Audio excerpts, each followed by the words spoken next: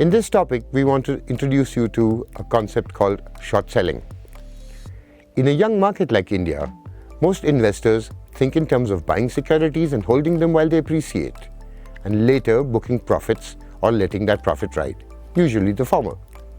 The underlying assumption in that decision is that as companies grow, prosper, increase market share and profits, there will be a substantial increase in their underlying stock prices.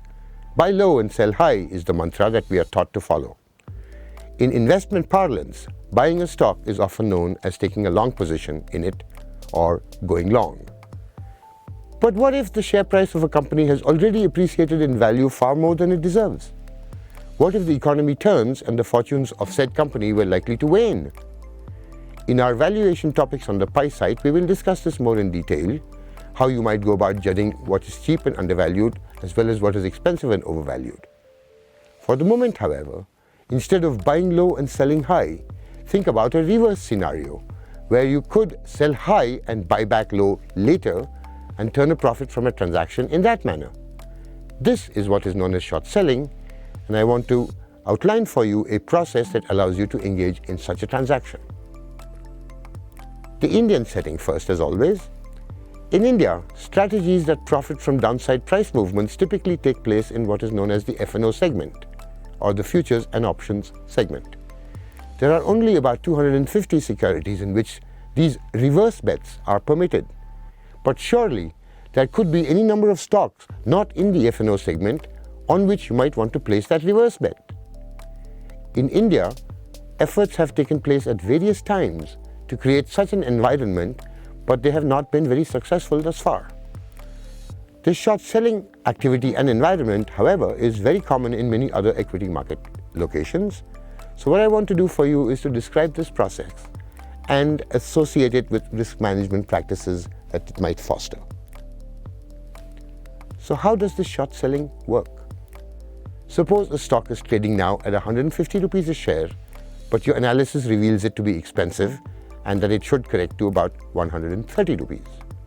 What short selling permits you to do is to borrow the shares, usually through your broker, and then to sell them at the current market price of 150. You sit back and wait for the price to drop, just like you were waiting for prices to rise on other shares you might have once purchased. So, if your analysis is correct and the shares do drop to 130, you simply buy the shares back at 130 in a second transaction, return the original shares to the one who lent them to you, collect the 150 and turn a tidy profit.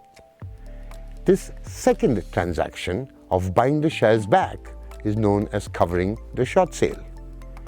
The maximum you could possibly make from such a short sale is if the stock price were to drop down to zero, right?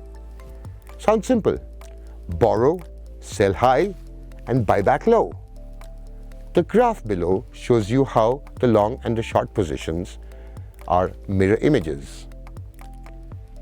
The long position started at 150 and profits above it and loses below it. The short position also started at 150 but profits when the stock price falls and loses if the stock price rises. So you have to think, what could go wrong with a transaction like this? The price might keep increasing after you've sold short and you would have a paper loss to handle. The lender of the shares might want them back. They're after all now worth much more than the price at which he or she lent them to you. Technically, the stock price could keep increasing in value and your losses keep multiplying. Compare that with the typical long position where the most you could lose is what you initially paid for it.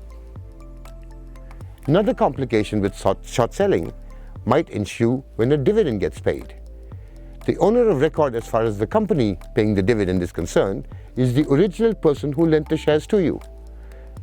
But the person to whom you short sold the shares is also entitled to the dividend, right? You would have to, as a short seller, you would have to pay the dividend to him in order to keep the short sale position alive. In fact, it is this business of organizing the borrowing and the lending and the dividends that has been the bottleneck in India for active short selling activity to take place or even to be permitted. I could go on, but I hope you've got a good sense for short selling and for the games that people play. Come back for more.